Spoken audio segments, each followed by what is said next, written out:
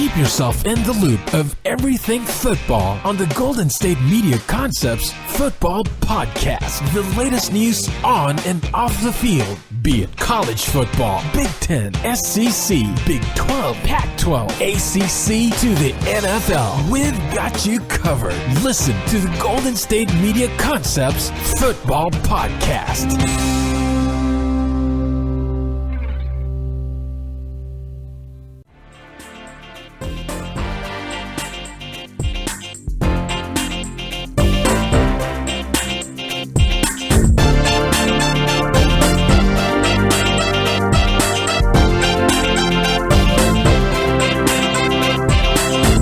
All right, and welcome to the GSMC Football Podcast. This episode is brought to you by the GSMC Podcast Network. And as always, I am your host, Jesse Tapia. All right, it is now what day is it? I always forget. I know I do this every single podcast. Let's see, 7, 14, 21, 35, 42, 49. Let's see. 50, 51, 52, 53, 54. Day 54. I could be wrong, all right? Like I said, I'm not good at math. Don't blame me for it. But I believe it's now day 54 without football. I should just check Tuesday's podcast to see. But, that'd be too much work. But either way, I believe it is day 54 without football. I hope so. If not, I'm completely wrong.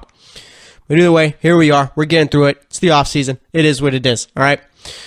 So now we're going to be talking about pro days. We're going to be talking about a whole bunch of stuff. Since no trade, actually there has been a trade that's went down. Jason Pierre-Paul now plays for the Tampa Bay Buccaneers. All right. So that's one thing we're going to be talking about today. I'm going to be talking about the rookies. All right. The theme has pretty much been so far this offseason about the quarterbacks, and it's going to continue to be about them. All right. Because that's the biggest story of the draft. Where are all these quarterbacks going? Who knows? So we're going to talk about Sam Darnold's pro day. Josh Rosen, I believe, is having his had a throwing session with the Jets in the rain too. Oh yeah, it's one thing too with Sam Darnold. He had his pro day in the rain. So obviously, if Sam Darnold's got to do it, Josh Rosen has to do it. So we're going to be talking about all that. Let's see what else we got going on. There's a bunch of trades this offseason, obviously with the Jason Pierre-Paul one. So we're going to spend one segment talking about Jason Pierre-Paul and the trade him getting traded to the Bucs, and then later on in the third segment we'll be talking about my favorite trades so far this offseason. All right, so we'll be doing that. Let's see what else we got going on for the fourth segment. Pretty much whatever else crosses my mind as far as the game of football goes. All right, could be anything. Who knows? Usually it's pretty fun to talk about, but that's what we're going to be doing. Okay. So that's how the show's going to go on. Let's get into it. So Jason Pierre-Paul, now a Tampa Bay Buccaneer, was traded to the Bucs for a third-round pick and a fourth-round pick, I believe. Nice little haul for him. All right, I think he's got like 4 years, signed a 4-year, $64 million deal last year with the Giants. All right, turns out, hey, we don't want to pay this guy all that money, so they chose not to and traded him. All right, and this is a move I like for the Bucs. This is also a move I like for the Giants. All right, and let me tell you why. All right, so for the Bucs, no secret, had the worst defense of the NFC, I believe. All right, not the worst defense in the NFL. That goes to your Oakland Raiders. But either way, the Bucs had a terrible defense. And with Jason Pierre-Paul coming there, now you got a guy to pair with Gerald McCoy. And yes, I know Gerald McCoy plays on the interior side of the defensive line. All right, but either way, putting a guy like Jason Pierre-Paul out there is going to be a big help to that Buccaneers defense. All right, you always need to pressure the quarterback. You already got good linebackers out there. Now with a better defensive line, you're going to make those linebackers play a whole lot better. What they still need to fix up is that secondary. All right, I think they brought back Brent Grimes for one more year. I guess he was their best corner last year, but I mean, I don't know. You still need to fix it up. All right, it's not going to fix everything there. So yeah, you still got to fix up the secondary. And as for the Giants, I mean, you get 2 draft picks, third and fourth rounds. Those are pretty high value right there. And now it's like, are they going to be taking Bradley Chubb with the second pick in the draft? All right. And I could see them going that route because of the fact that, yeah, you signed JPP to a 4-year, $64 million deal last year. You trade him. Now you can draft defensive end who probably is the best defensive lineman in all the draft. All right. Maybe he could give you the same production that JPP did, but for cheaper. All right. And I saw Louis Riddick from ESPN. He said that Bradley Chubb is a better prospect than Myles Garrett. Is that where we're at this offseason? Is that where we've come to? Are we just throwing around hot takes, hoping it lands and hoping it sticks on the wall? Is that what we're doing? Because I got a whole bunch of hot takes I'm ready for. All right? I could throw out there Brady's assistant quarterback, all that stuff if we want. I'm not going to do it, obviously, because I don't think it's true. But nonetheless, I mean, come on. Really? Is this what we're doing, Louis Riddick? Louis Riddick usually has some pretty good opinions, but I mean, Bradley Chubb being a better prospect than Myles Garrett is just as bad as that one time. I think it was like Chris Haynes for ESPN wrote an article saying that LeBron James could possibly take a meeting, possibly with the Golden State Warriors, and the Warriors, by the way, don't have any cap space to bring him in, so they have to trade like Draymond Green and Klay Thompson in order for it to even happen. All right? Classic old ESPN, just throwing stuff out there, just trying to create stories where there's no stories to be made. All right, so yeah, they did that. But either way, though, Bradley Chubb is going to be a nice little defensive end for whatever team he plays for. All right, the Giants, I mean, that could be them. I think the Giants honestly are making a mistake by not drafting a quarterback with the number 2 pick, okay? Well, let me tell you why. So you got Eli Manning, good quarterback, great quarterback, Hall of Fame, first ballot, no doubt. There's no arguing it, all right? If you don't think Eli Manning's a first ballot Hall of Famer, then what would you say? If Eli Manning's not first ballot, what would you say about a guy who is top 6 in touchdowns, top 7 in yards, all right, 2 Super Bowls? I mean, wouldn't you say that's a first ballot Hall of Famer? Because that's Eli Manning there, all right? I understand. Eli Manning is the Dwight Howard of the NFL. All right, Dwight Howard, first ballot Hall of Famer, no doubt. All right, I know this is a football show, but we like to cross over sometimes. Yeah, Dwight Howard, first ballot Hall of Famer, no doubt. That's what Eli Manning is, all right? But people hate Dwight Howard. People hate Eli Manning for, I don't even know why. People with Eli Manning like to say, oh, he only had 2 good years. You don't have only, 2 good years doesn't put you in the top 7 for both passing touchdowns and passing yards all time. That's not how it works. Usually to do that, you got to be good for most of your career, which he's been, all right? Is Eli Manning's got what, more Super Bowls than, no. Did Peyton ever win a Super Bowl with the Colts? He had to have, right? Yeah, he beat the Bears. So Peyton's got 2 Super Bowls. Imagine if Eli Manning won another Super Bowl. You think people would say, oh, is Eli Manning better than Peyton Manning? Like, let's just say Eli Manning tears it up this year and they go out, win the Super Bowl. All right? Honestly, is that a conversation that could be had? Is Eli Manning better than Peyton Manning? Peyton Manning, for me, is a top 3 quarterback all time, if not the best all time. All right? For me, it goes Brady, not in any order, Brady, Marino, Manning. Okay? Aaron Rodgers wins the Super Bowl 2 more. Aaron Rodgers is the number 1 quarterback of all time. Aaron Rodgers is by far the most talented quarterback of all time. All right? And maybe that's what we're going to be doing for the 4th segment. Just talking quarterbacks, all right? Quarterbacks are the best to talk about. They're always fun. But either way, like I said, with the Giants, I mean, getting back to the original point, them not taking a quarterback I feel could go back and bite them in the behind because of the fact that Eli Manning's got about 2 years left on his deal, okay? And I think the Giants still draft a quarterback either way, but I think that you got to draft one top 2 because, like I said, Eli Manning's only got 2 more years left on his deal. Kind of looked like he took the step back last year, but then he had that 430-yard game when he came back from being benched, which was, I mean, come on, Bob McAdoo. Ben McAdoo, is it Bob McAdoo or Ben McAdoo? Either way, McAdoo benched Eli, comes back, throws for 430 yards, something like that, and, I mean, that pretty much kept everyone quiet for a while. And last year, Eli Manning did struggle, but let's not forget the fact that he was without Brandon Marshall, OBJ, was out Dwayne Harris, and obviously Dwayne Harris isn't a top receiver or anything like that, but he had 4 receivers out at one point. All right, so obviously when you got your top 2 out, you're going to need anyone else that's back there to come out and play, and even those guys were hurt. So that's one of the biggest reasons why I think Eli was struggling so much last year. And it looks like they're trying to rebuild the defense a little bit, brought in Alec Ogletree. Now they traded away JPP. Like, you have to be trading for Bradley Chubb, or drafting Bradley Chubb, right? That has to be the idea here. All right, get rid of an expensive D-end, bring in a cheaper D-end. That's how football works, isn't it? I don't know. I think it is. But either way, I mean, Giants should be a pretty good team this year, I think. All right, I'm not sure if they're better for Dallas. They're not better than Philly. And it's going to be tough for the Giants this year. The NFC is probably the most unpredictable conference. Probably more unpredictable than it's ever been, honestly. You have about 2 teams who are going to, for sure, aren't going to be competing. Well, I guess aren't going to be really, truly in that run for the wild card or the division, which is the Bears and the Redskins. But, like I say, the Bears are going to be a 7-9 team. I completely believe that. All right, like with the Giants and stuff, I mean, you got Dallas, who played extremely well with Zeke in the lineup last year when he was out. Obviously, didn't look good. Dak Prescott looked like a poor man's Alex Smith out there. Poor man's Alex Smith, meaning he looked like Alex Smith, worse than Alex Smith when Alex Smith was with the 49ers. All right, and that was a pretty bad version of Alex Smith. So, yeah, Dak Prescott looked like a poor man's 49ers version of Alex Smith with Zeke Elliott not in there. All right, again, it could have just been one of those because he was in his second year. Usually second-year players don't do well in that second year because there's tape. So now we got to see how Dak does back in his third year. But either way, I mean, You got guys like Jared Goff and Carson Wentz playing well in their second year. So I don't know. But either way, I mean, you got that. You got to worry about that. Then you got all the other teams in the NFC. You got teams like the 49ers who are stepping up. You got teams like the Seahawks who are still around. All right.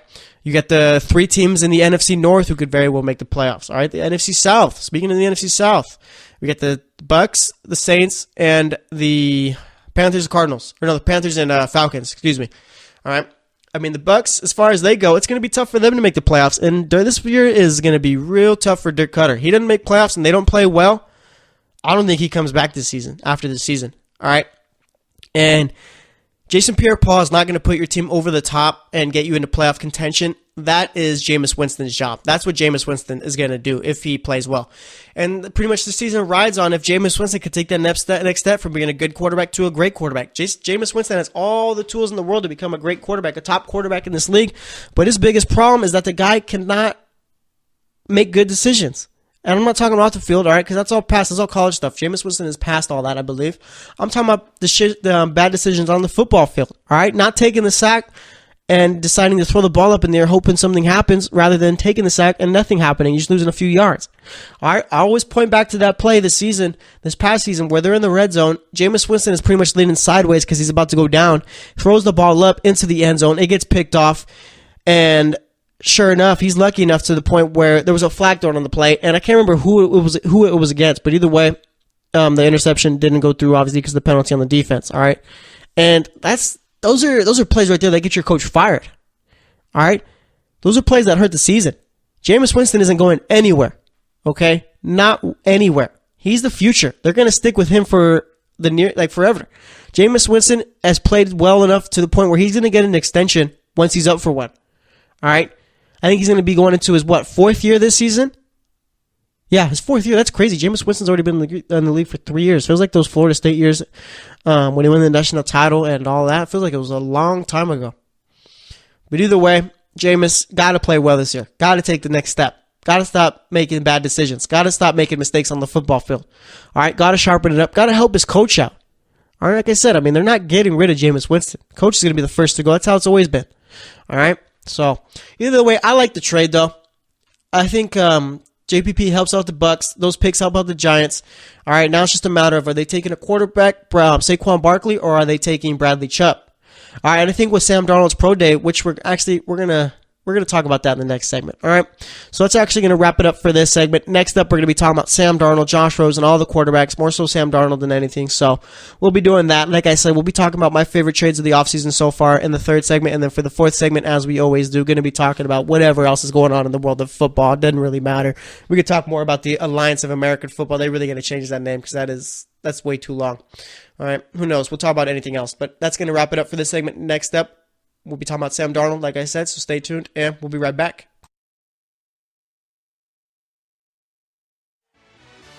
Are you looking for help for your fantasy football team? Check out the GSMC Fantasy Football Podcast. Get today's best advice on who to start, who to sit, even who you should draft. From sleeper picks to red-hot lineups, they got it all covered for you. That's GSMCpodcast.com/fantasy-football-podcast. We'll cover traditional leagues, dynasty, PPR, even IDP leagues. When you need fantasy help, there's just one show to hit up. Don't forget to like them on Facebook and follow them on Twitter. Visit GSMCpodcast.com for more info.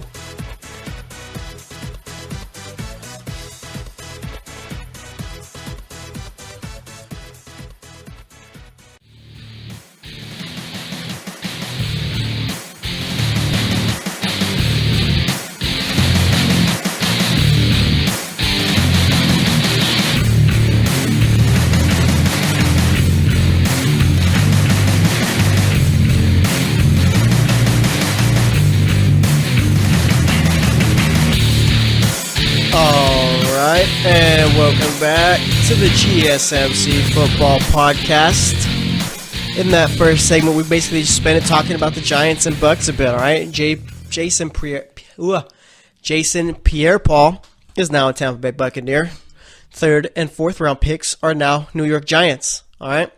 That's kind of funny to say, too. I mean, I like in the NBA when players get traded for cash considerations or whatever, they'll Photoshop cash considerations on the back of someone's jersey or whatever.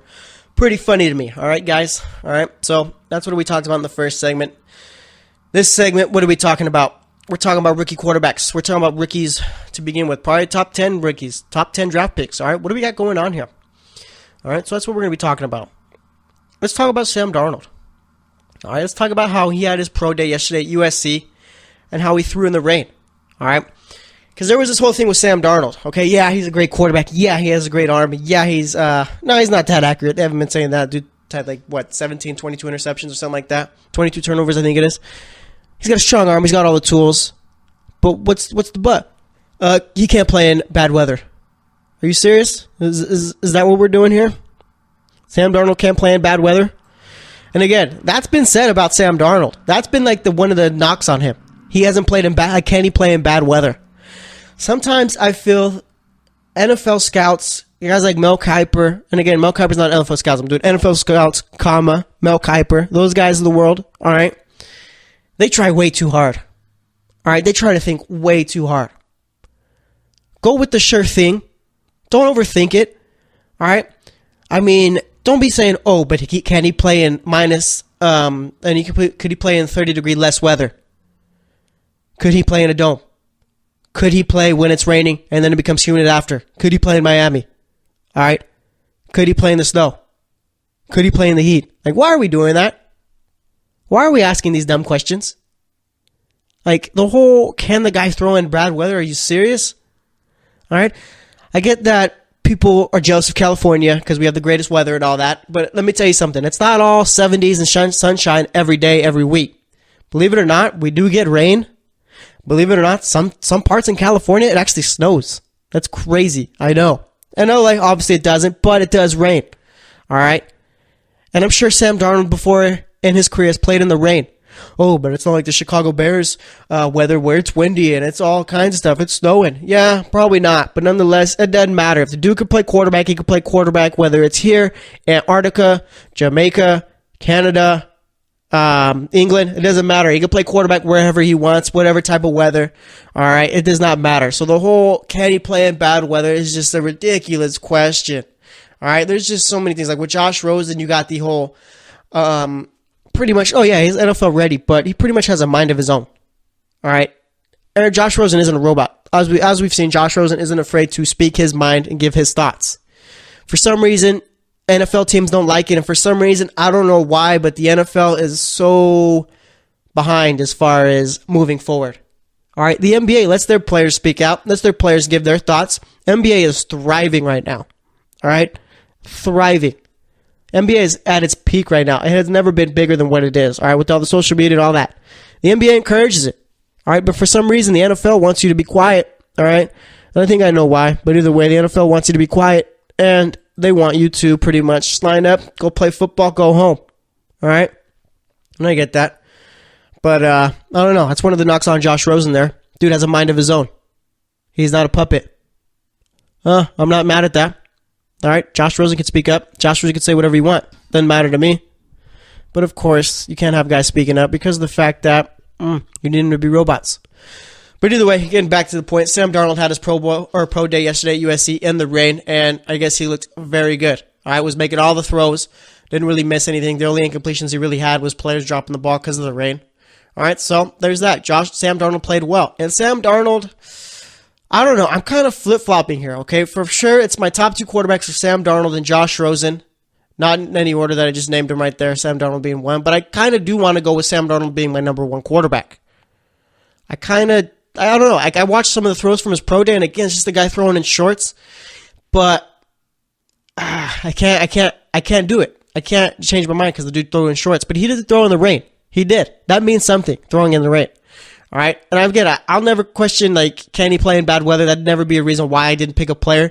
But throwing in the rain and at least being as accurate as he was in the rain. Okay, obviously quarterbacks can throw in the rain, but you got to be accurate, leading your receivers, throwing them open. He was doing all that stuff. All right, throwing in the rain, yeah, you can make the completions, but it's a matter of can you still throw them open? Can you lead them? He was doing that, so that's one thing I could pick out from him throwing in the rain. I guess you could say.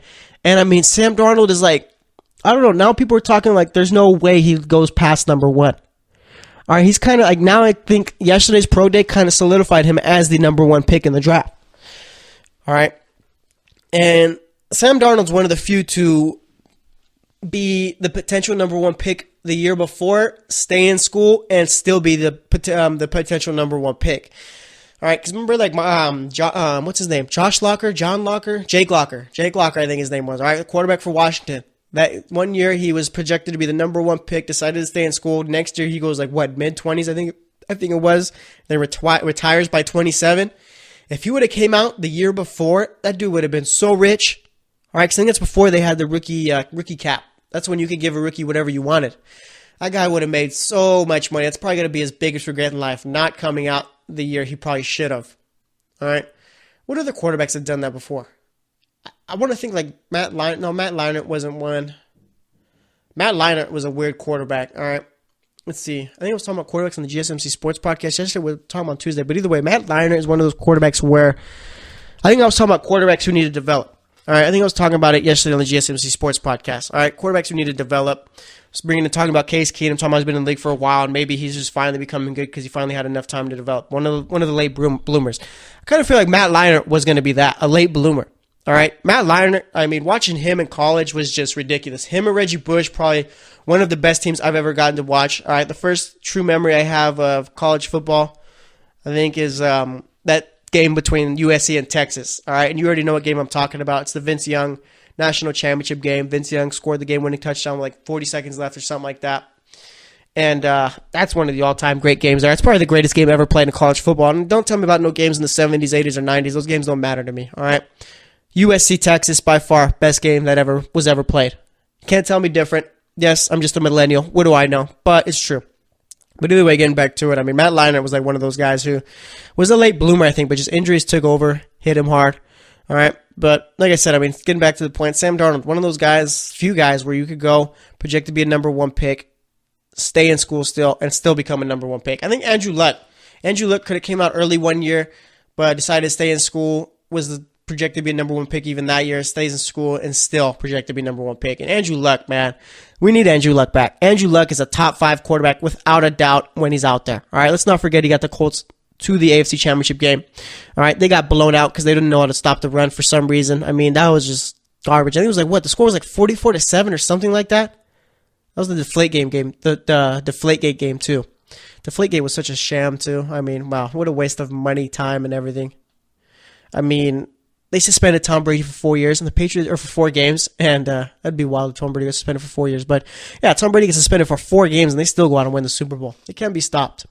All right, but anyway, getting back to it, I mean, Sam Darnold, without a doubt, going to be the first quarterback off the board, and now it leaves it for like guys like Josh Rosen, Josh Allen, Baker Mayfield. Where are they ending up? And Josh Rosen, I mean, he has a workout with the Jets going on today, and that's actually going to be in the rain too. I don't know. Maybe Josh Rosen's trying to one-up Sam Darnold. All right, but either way, I think if I had to make my picks, okay, and this is going to be tough. Again, this is my picks. I have no clue how it's going to end up, but I'm going to go. It goes Sam Darnold at number 1 to the Browns, Josh Rosen at number 3 to the Jets. All right, Josh Allen to the Broncos, and then I'd say Baker Mayfield to the Dolphins, unless the Bills trade up ahead of the Dolphins. And you kind of have the feeling that Bills, like, they have to be trading up. There's no way that they don't trade up. If they don't trade up, then either they knew the whole time Lamar Jackson was going to be the quarterback they wanted, or that front office is just has no clue what they're doing. All right. So, I mean, even then, I wouldn't be surprised to see Lamar Jackson in Miami if the Bills trade up. All right, Miami does need a backup quarterback, and I saw that they were meeting with Brock Osweiler, and that'd just be the ultimate Miami move. All right, because I understand it just be him being the backup quarterback, but I mean, you actually need a decent quarterback to be the backup. You're better off with Matt Moore back again than Brock Osweiler. All right, but either way, I wouldn't be surprised if Lamar Jackson ends up with a team like Miami. They've already had meetings. We've already met with him. He likes them. They like him. All right, and like I said, Miami needs a backup quarterback. They don't get Mayfield at number 11 or Rosen or trade up. Then I say, yeah, take a Lamar Jackson in the second round, have him develop behind Tannehill for a couple years, and when it's Tannehill's done, unless Tannehill goes out and makes the playoffs year after year, he's probably going to be out in a couple of years. So I say, develop Lamar Jackson for a couple of years, throw him into that offense, have him learn under Adam Gase, and be ready to go. Like I said, yeah, it's probably going to go Darnold at number 1 to the Browns, Rosen to the 3 to the Jets, and then Allen to number 5. to the Broncos at number 5, and then you got Mayfield ending up with the Bills or the Dolphins, I feel. So it's going to be interesting to see. All right, and the Cardinals still need a quarterback too. I mean, you got Sam Bradford and Mike Glennon, but I'm not sure if Sam Bradford is the guy that's going to be there long term. And Mike Glennon, I mean, that's just the backup. So, I mean, you're better off still drafting a quarterback. Either way. All right, so let's see what else we got going on as far as the rookies go. I mean, you got guys like Quentin Nelson, Roquan Smith. Roquan Smith in Miami. Miami would be nice if they don't get Mayfield at 11. Tremaine Edmonds, who's going to go first? Herman Smith. And I guess Tremaine Edmonds, that's the guy that's been building up his value somehow, some way. And we've only had the combine really since this college football season ended, and I guess pro day. I don't even know if he's had his pro day yet. But either way, I mean, you guys see where Denzel Ward's going to go with Josh Jackson. Like I said, Quentin Nelson, is he going to end up in Chicago? Saquon Barkley, that's the guy. Where is he going to end up? Okay, so we got, like I said, I got the Browns taking, so I got the Browns taking Sam Darnold. I'm going to say the Giants take Bradley Chubb. Third pick goes to the Jets with Rosen. Fourth pick is the Browns. All right, maybe the Bills trade up there. Or do the Browns still have the fourth pick? Yeah, they still have the fourth pick, I believe. Yeah, so the Browns get the fourth pick. Maybe that's where you get a guy like Barkley, or maybe they trade that back for the Bills. Okay, so let's say the Bills trade up for the fourth. Okay, I say Baker Mayfield's off the board there. Then you got Josh Allen going number 5. Number 6 is where I think you see Saquon Barkley go. I think he's going to the Colts. All right, the Colts, if they end up with Saquon Barkley at number 6, then they pulled off quite the heist against the Jets. You got a whole bunch of picks, and you probably got the guy you wanted, and all you had to do was move back a few more spots for some draft picks. All right, if the Colts do that, first great front office move they've made since a while. All right, Colts have always been a bad front office, never really done too well, never really put a solid team around Peyton Manning. It was always Peyton Manning making the guys around him play well. All right, and that's the truth, and only the truth. So, yeah, if the Colts do that, I mean, it's going to be a nice little front office move by them. The Colts are really excited to see how they do this year. All right, if Andrew looks back by week 1 and they get Saquon Barkley, that's going to be a dangerous offensive team. Defense, you still got to fix up. But either way, I like what they've been doing. So let's wrap it up for this segment. Next up, we're going to talk about my favorite trades so far this offseason. We're going to talk a bit about them, go in depth as we do on this podcast. So stay tuned, and we'll be right back.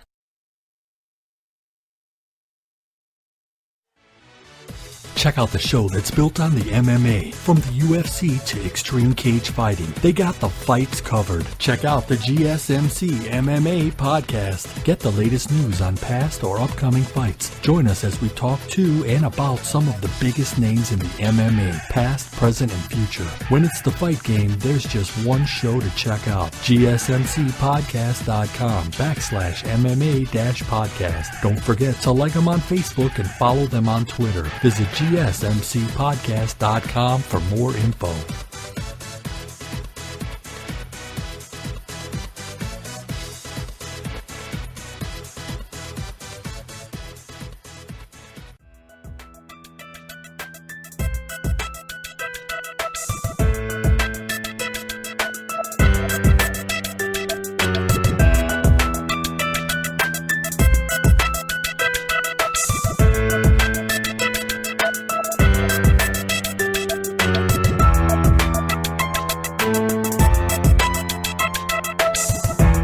All right, and welcome back to the GSMC Football Podcast.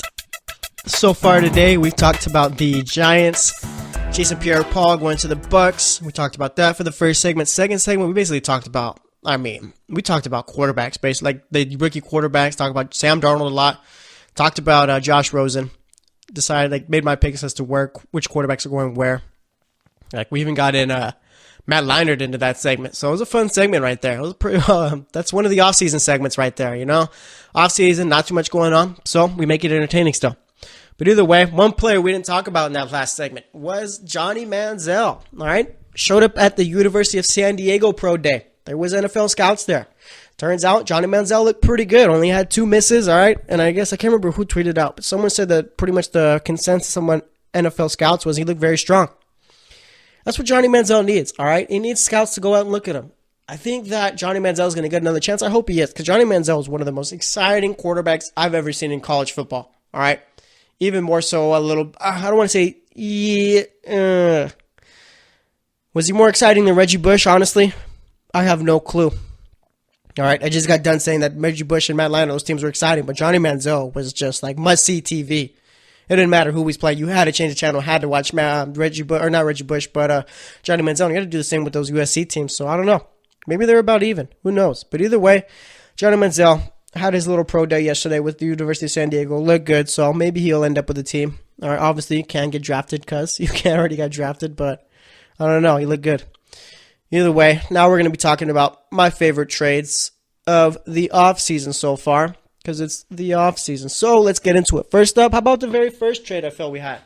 Alex Smith going to the Washington Redskins, okay? Let's see. I'm on the I'm the captain of the Eli Manning is a first ballot Hall of Famership. I'm the captain of the Dwight Howard is a first ballot Hall of Famership in the NBA. And I'm a captain of the Alex Smith is but Alex Smith is a good quarterback in the NFL ship, okay? Alex Smith, dare I say it, might be better or is on the same level as a Kirk Cousins. All right? Alex Smith absolutely went off last year, all right, with the Chiefs. Played extremely well. All right, threw for nearly 4,000 yards, I think it was, out a whole bunch of touchdowns, not too many interceptions. Played extremely well. All right, and one thing with Alex Smith, why do we not like Alex Smith so much? What is the big deal with Alex Smith? All right, why? Do we still think that he's like the same 49ers player, Alex Smith? Is that what we're thinking here? Because let's not forget, that year that Colin Kaepernick took the 49ers to the Super Bowl, all right, Alex Smith was already on pace to do that. Alex Smith doesn't get a concussion. I still think the 49ers make it to the Super Bowl. Let's not forget the year before, I think it was Kyle Williams. All right. He had the fumble against the Giants, I think it was. I'm going to double check that. I'm almost positive. I think Alex Smith was the quarterback that year. All right. Yeah, let's look at Alex Smith's stats throughout the years. We're going to do that. This might become an Alex Smith segment. So yeah, last year he threw for over 4,000 yards, 26 touchdowns, only 5 interceptions. If that's not a good quarterback, a very good quarterback, I don't know what is. So let's see, yeah. San Francisco, I think it was what, 2000? Let me see his playoff numbers actually, yes. 2011, he made the playoffs. Oh, it was 2011. All right, 1-1, 495 yards, 5 touchdowns, no picks. Didn't make the playoffs again till 2013 with Kansas City. He made the playoffs, I think. How many years was he with Kansas City? From 2013 to 2017. 1, 2, 3, 4, 5. 5 years. Made the playoffs 4 years with Kansas City. All right. That's pretty good, if I say so. I think, right? A good quarterback does get you to the playoffs that many times. All right, it's not like, oh, well, he had good players with the Chiefs. You put any, that's not how it works. You still need a good quarterback to make the playoffs. All right? And people would be like, oh, Blake Bortles, that's one of the outliers there. Okay, leave me alone. But anyway, yeah, Alex Smith, I mean, he's had a good career so far. I think his last year was 2012 with San Francisco when they did make the Super Bowl. He only played 10 games, had 9 of them started. He went 6-2-1. All right, 13-3 in 2011. I mean, other than that, before that, it was pretty bad. I mean, 2005, his QB record was 2-5 in 7 starts, 7-9 in 2006, 7 starts in 2007, went 2-5. 2009, only made 5 starts, went 5-5. 2010, 10 starts, 3-7, and then 2011, when they finally had a good team. All right, San Francisco was a dumpster fire before they got John Harbaugh, and almost became another dumpster fire. But they're lucky John Lynch saved that franchise. All right. But either way, I forgot. We're talking about trades. We got to get back into it. All right. So we're talking trades. I like the trade that that the Redskins made for Alex Smith because of the fact that, like I said, Alex Smith, if you're comparing his year to Kirk Cousins' year, Alex Smith played a whole lot better than Cousins. All right. Believe it or not, I think the Chiefs led the league in 20-plus yard gains and passes this season. All right. So Alex Smith does throw the ball downfield. Alex Smith is a very good quarterback, okay? And with the Redskins, if they don't succeed this season, it's not a matter of Alex Smith didn't play well. At least I don't think it will be. I think it'll be a matter of he just doesn't have really much to work with, all right? And people say, oh, Kirk Cousins didn't. Yeah, Kirk Cousins didn't do anything with the Washington Redskins at all, all right? So let's pump the brakes there. I know people were listening. That's the first thought that came to your head. Kirk Cousins didn't do nothing with Washington. He put up nice stats, but didn't get him to the playoffs at all. All right, so there's that. But like I said, I like the thing because I like the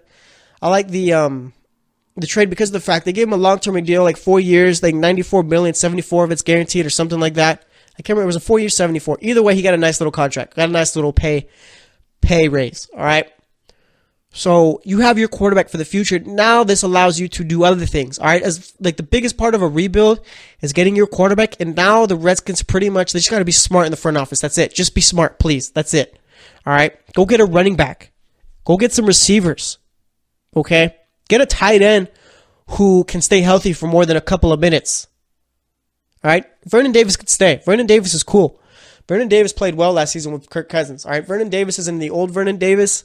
And just really hasn't been the old Vernon Davis since he left San Francisco. That's one of the not sadder stories, just because I think it's just a matter of he got older. But Vernon Davis was very good with the 49ers. All right. And the defense, I think the defense, I'm not really too sure about Washington's defense. I haven't paid enough attention to Washington's defense. But if anything, you can always get better on defense. So if anything, fix up the defense too. But yeah, right now, I mean, as far as Washington goes, you have the ability to go out and get best players available and stuff like that because you already have your quarterback. That's already done. So I think Washington, I don't think they're going to be winning the division or making playoffs, but I think they're going to be a team that's in the mix. All right. There's going to be a lot of teams in the mix this year for the NFC. It's going to be a very good conference. But yeah, I really like Alex Smith. I don't think he gets his fair share, his fair credit. All right. Deserves a whole lot more praise than he does get. And I don't know. That's just my feelings about it. All right. So let's see. What other trades did I like? I like what the Rams did. All right. I like getting Aqib Talib and getting Marcus Peters. What did they give up for Marcus Peters? I have to double check that real quick. Let's see. What did they give up? They gave up, I think they had to give up a second round pick and a fourth round pick. I think they gave up for Peters. All right. And getting those two guys, pretty much what that means is we're preparing for Jimmy Garoppolo. All right. You already got Russell Wilson there, but now you have another good quarterback in Jimmy Garoppolo. That's what the Rams are preparing for. All right. And this also helps them because one thing I hear with players too when they're talking as far as what it takes to win a Super Bowl, they always point, you got to win the division first and foremost. All right, that's one of the most important things I think to teams is to win the division. You win the division, you're set. All right, and bringing in guys like Aqib Talib, Marcus Peters, that's going to help combat Jimmy Garoppolo. That's going to help combat Russell Wilson. That's going to help combat Sam Bradford. Shouldn't even be throwing Sam Bradford in the same sense as those two quarterbacks, but either way, those are big moves right there. All right, those are Super Bowl contending moves. Those are moves where, you know what, we need a few more pieces, we'll be ready. So I think they brought back LaMarcus Joyner, I think it was, and that secondary is going to be disgusting. All right, got rid of Alec Ogletree, but they're still in the running for Ndamukong Suh. All right, imagine, just close your eyes. Not if you're driving, think. All right, if you're driving, just think. If you're at a red light, maybe close your eyes for a couple seconds before the light turns green. All right, but either way, think about it. Aaron Donald and Ndamukong Suh on the defensive line. The best defensive tackle with the second best defensive tackle. I'm not going to tell you who I think is the best, but those are the top two defensive tackles in the league. If you didn't know, if you disagree, that's cool. You're wrong, but it is what it is. All right. Let's see. So yeah, you got those two. I mean, that defense, if they get Suh, that defense is going to be all-time great, I think. The only thing that could keep it from becoming an all-time great defense is egos and personalities. All right. I think Marcus Peters is a guy you really like. That whole thing with Marcus Peters, I don't think that's a guy you got to worry about. Marcus Peters isn't an outspoken guy. He doesn't seem like a me guy at all. All right. Marcus Peters, yeah, he does talk. Yeah, he does say some bad words. All right. Sound like a child saying bad words. By the way, yeah, he does. A bit colorful when he's talking, giving an interview, but he's not a me guy. I don't feel. I feel like he's a guy who shows up to work and he's not going to apologize for talking the way he talks or whatever. I have no problem with it. I think it's fine. All right. But the whole thing with Marcus Peters, I mean, pretty much questioning his reputation and stuff like that as far as a locker room guy, I feel like that's a little bit overblown there. I don't think Marcus Peters is one you really got to worry about. Aqib Talib, if anything, is the guy you got to worry about. I don't even think there's nothing to worry about there. All right. I think Aqib Talib is a guy who pretty much just wants to play well and be on a good team. All right. I mean, players are starting to become more outspoken. I guess that's something that's new to the NFL, but I mean, now it's just a matter of fit, getting everyone in there. All right, Ndamukong Suh, like people were saying, like Ndamukong Suh, that's one thing. That's another guy you got to deal with. Ndamukong Suh has no ego. Ndamukong Suh just wants to get paid. That's it. Ndamukong Suh is a businessman. All right, Ndamukong Suh goes out, does his thing on the defensive line, and he wants to get paid for it, very greatly for it. All right, and he will. But, yeah, that defense is going to be all-time great if they just pretty much mesh together really well. Because that's going to be a lot of 3 new pieces. Everyone else has been there for a while, so I think it'll be pretty easy to get it going. Then we got pretty much the day the Cleveland Browns set the offseason on fire. When they made all those trades. All right. You got Tyrod Taylor. They got Jarvis Landry. And they're like, oh, let's get Tyrod Taylor. Like, oh, let's get Demarius Randall. And then they traded away Deshaun Kaiser and Danny Shelton. All right. Cost of it was a few mid-round picks, but it was worth it. All right. The Browns that was probably the best day in Browns, that was probably the best day for Browns fans in the last decade. All right. And they didn't even play a game that day. You go out, you get Jarvis Landry. Think about it. They're going to have Josh Gordon, Corey Coleman, Jarvis Landry, David Njoku. I could play quarterback for that team and succeed. Instead, they're like, oh, we had Deshaun Kaiser. We don't really like Deshaun Kaiser. They didn't, too. And one thing with Deshaun Kaiser, his biggest problem was that they threw him out there way too early. He wasn't ready. All right, he's a guy that needs to develop. And, he's a guy that needs to develop. And I think him going to the Packers is going to be a nice little move for him. You're going to sit behind Aaron Rodgers for about 5-6 years, be the backup quarterback. I'm sure he could beat out Brett Hundley for that backup quarterback spot. Brett Hundley, such a nice guy. Played well with UCLA. Doesn't have what it takes in the NFL. All right, Brett Hundley's a backup quarterback, but he's a backup quarterback for a Tom Brady. All right, but anyway, Deshaun Kaiser, he sits behind Aaron Rodgers for a few years. He could very well become a good quarterback once Rodgers retires, if Kaiser's still around with the Packers at that time. All right, but anyway, getting back to it, they bring in Tyrod Taylor. Tyrod Taylor's a good quarterback. He took the Bills to the playoffs. He was throwing to guys like Zay Jones and Kelvin Benjamin. All right, LaShawn McCoy was his leading receiver half the time. You give a guy weapons like this, he's going to succeed. Tyrod Taylor's going to surprise a lot of people when he shouldn't. All right, no one should be surprised by the kind of year Tyrod Taylor is about to have. All right, Tyrod Taylor is a good quarterback. There's no doubt about it. And then they bring in Demarius Randall. That's a starting cornerback right there, or starting safety, wherever they want to line him up at. I'm kind of curious to see what they do with Jabril Peppers, because they have that dude lighting 30 yards deep, I feel, sometimes. But either way, I like what the Browns did there. All right, they made a lot of good moves. They made a lot of smart moves, okay? The Browns have always made moves, but they haven't really been smart moves. So that's the biggest difference right here. They're making smart moves, and they're just pretty much doing everything well here. All right, but those are probably the three biggest trades. I mean, I guess in the trades, Tyrod Taylor, Jarvis Landry, Demarius Randall, those are all three separate trades, but you get what I'm getting at here. All right, I like those trades that they made. I like Miami going out to get Robert Quinn. All right, Robert Quinn's a guy where kind of struggled the last couple of years, but wasn't in the right scheme. Had 8.5 sacks last year as an outside linebacker, when in reality he's just the defensive end, so he's going to fit with Miami there. But let's see, any other trades that I missed out that I really liked? I think that's pretty much it right there. All right, so it's going to wrap it up for this segment. Next up, we're going to be talking about whatever comes to mind as far as football goes. All right, so stay tuned, and we'll be right back. Check out the show built around the women of MMA. From the UFC to the extreme cage fighting, we got the fights covered. Listen. It's the Golden State Media Concepts Women's MMA Podcast. The latest news of upcoming fights, discussions of previous matches. Join us as we talk to and about the biggest names in women's mixed martial arts, past, present, and future. When it's the women's fight game, you know where to listen to. The Golden State Media Concepts Women's MMA Podcast.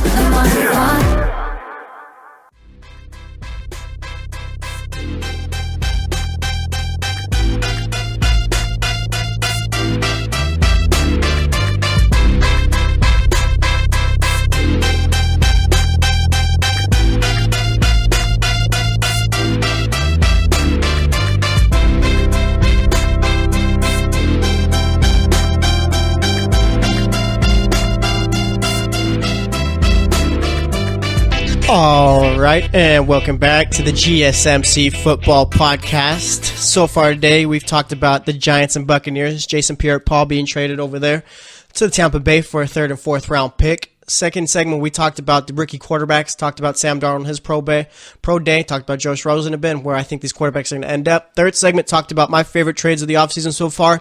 And then fourth segment, as we always do, we're going to talk about whatever else is going on in the world of football. So let's talk about whatever else is going on. All right, Miami Dolphins signed Frank Gore to a 1-year deal. Frank Gore lasting long in the NFL, all right? And I mean, he's going to be the backup of Miami. Kenyon Drake's going to be the starter, but I like that move for Miami right there. Frank Gore has been a guy who's been around for about 13 years, 14 years, something like that. Dude's been, last year with the Colts, they had a garbage offensive line, nearly had 1,000 yards. I think finished with like 964 yards.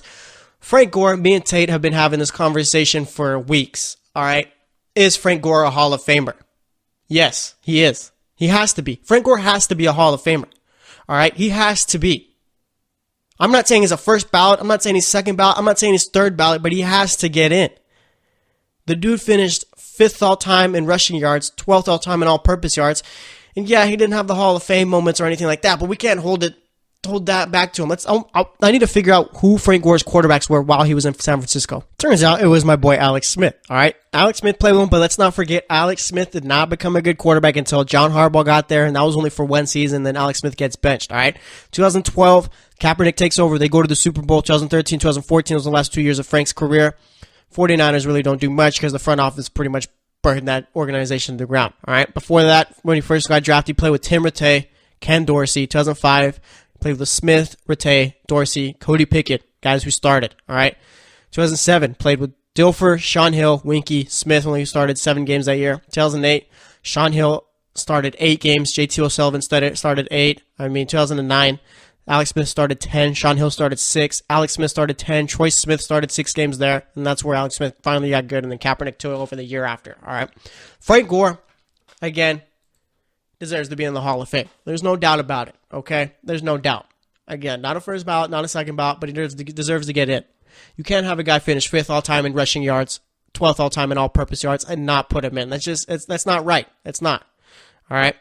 And again, I know he's not like the biggest name or anything like that, but he's put up a Hall of Fame career. All right? Not one of the best running backs of all time, but one of the most consistent running backs of all time, I guess you could say.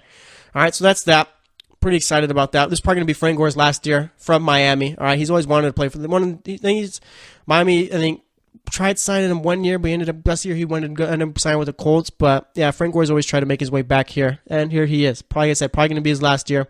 Hopefully he does well with Miami. All right, Miami's been kind of curious to see what they got going on. Like the whole culture change, I think that's a real thing. I think Miami, as far as building a new culture and all that, is completely real because you get rid of Jarvis Landry, Jay Ajayi. Jarvis Landry is a bit of a hothead. All right, Jay Ajayi, there was always problems with Jay Ajayi from the start. All right, I remember when Arian Foster was named the starter last season. Jay Ajayi didn't like it, and I can't remember what happened, but whatever he did caused him to miss week 1 that year, I think it was, and didn't fly with the team or anything like that. But yeah, Jay Ajayi, Adam Gase never really seemed to get along. All right, I don't think Jay Ajayi was really much of a fit there. Jarvis Landry, I guess Miami just figures that he overvalued himself. Dominican Sue, that's getting rid of his contract. But, you're bringing in guys like Frank Gore, Danny Amendola, Albert Wilson, like guys like that. Guys who really don't talk too much. Guys who pretty much just go on to do their jobs. I guess the culture change is real there. But either way, Frank Gore is now a Miami Dolphin. All right? And I like that move for Miami, like I said. Bringing a veteran back there. Someone to pretty much, because Kenyon Drake has had a fumbling problem. But, if Kenyon Drake's not playing well, you throw Frank Gore out there. I'm very excited for Frank Gore, too. Frank Gore has become, in the last few weeks, one of my favorite players of all time, just because of the fact that I've been defending him so hard as far as making the Hall of Fame. All right, so there's that. Let's see what else we got going on in the NFL right now, or anything. College football, anything going on. It's been pretty slow so far. There's no news really going on in college football. Let's see what else we got going on here. Let's see. Let's talk about the fact that the NFL is going to be very, very balanced this year. All right, I've been talking about it for the last few weeks. It's kind of been the theme of everything. But, going into the NFL, there's not really too many bad teams, okay? The NFC, I don't think really has one bad team in that conference. There's some that aren't very good, but I don't think there's one bad team there. All right, because the Bears and Redskins, I guess you could say, would be the worst teams in the NFC, but I think they're going to be pretty decent teams. And the AFC, that's a bit of a different story. All right, the AFC East, you got the Buffalo Bills, who I think could be a bit of a bad team there, depending on the quarterback that they get, and depending on if this quarterback is good from the start, unless AJ McCarron plays well. Miami, I think they're going to be a middle of the pack, going to be a team that could possibly fight for a wild card spot if Tannehill comes out and plays the way he did before he tore his ACL. That's a team that could compete for a wild card there. New England, obviously, they own that division and the conference. The Jets, they got a bit more work to do there. AFC North, I think the Cleveland Browns are the second best team in that division, so that's pretty much all you need to know there. The South, all four of those teams are very good teams, I feel. And the AFC West is pretty much a matter of wait and see. Chargers are a good team. Broncos, I think, are going to be a good team. The Chiefs can be a very good team if Mahomes comes out and plays extremely well. And then the Raiders, that's one team that's kind of scared me. Right, the Raiders kind of scared me with what they've done because I feel like John Gruden is more so really going with this whole, we got to throw it back. We got to become an old school type team. I still don't like the fact that they got rid of Michael Crabtree for Jordy Nelson. I mean, figure something else out. All right. If you don't want Michael Crabtree, trade back and draft a receiver or something. Don't bring in a worse receiver. Jordy Nelson's not going to make you better at all. All right. Bringing in Doug Martin does not make you better. Okay. I mean, it's just kind of scary to see because the Raiders only have really, their stadium's going to be ready in 2020. So they got this season and the 2019 season, I think, before they head out to Vegas. And I really want to see this team do well for these Oakland fans for the last 2 years. I got a bunch of Oakland Raider fans, and I know they're pretty not happy about it.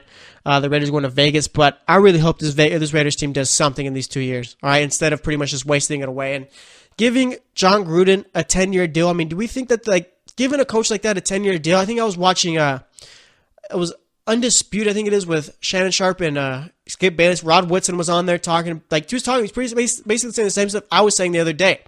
All right, Jordy Nelson doesn't make you better. Doug Martin doesn't make you better. And giving a coach like John Gruden 10 years, $100 million, I mean, Rod Woodson basically said that, you know, Gruden won the Super Bowl with Tony Dungy's players. But I get that whole argument, but the Raiders did make the Super Bowl with John Gruden's players. So, I mean, you got to think that John Gruden would have made the Super Bowl with either team, all right? So you had that, but like he said, like John Gruden, like his winning percentage is like 153% of his games. Didn't really do much with the Bucs after that Super Bowl. I mean, that's it. Like John Gruden elevated his value just by working for ESPN, and that's crazy how it is. All right, me and Tate talk about all the time. If Frank Gore would have worked for ESPN after he retired, he'd be a Hall of Famer. That would help him even more. But like I said, I mean, John Gruden, that whole like working for ESPN, being like the color commentary guy there. I mean, I don't know how, but that made everyone like think of him as an even better coach than what he was. All right, and maybe Gruden could fix things up there, but it's just a matter of I really hope he's not going too far with this whole making old school football a thing back with the Raiders. All right, that's one thing that kind of scares me with the team, but that's all I got to say about that. As for all the other teams, I mean, the AFC South for me right now is the best division in the AFC. I mean, you get the Texans, who are a very good team, are a playoff team with Deshaun Watson. I feel Deshaun Watson last year, before he blew his knee out, was a top 10 quarterback. The Colts are as good as any team in the NFL when you got Andrew Luck out there, especially if they had Saquon Barkley.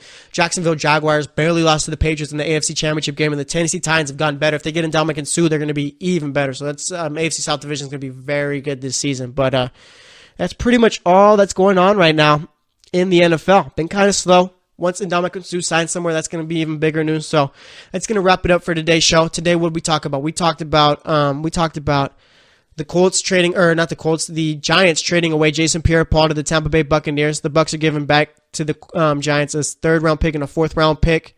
All right, good move for the Buccaneers, good move for the Giants here. You can go out and draft Bradley Chubb for cheaper, or, I mean, you could draft a quarterback, which I think they should do. Then for the second segment, we talked about Sam Darnold in his pro day, throwing in the rain, looked good, threw his receivers open, led receivers, looked pretty good in the rain. All right, talked about all the other quarterbacks.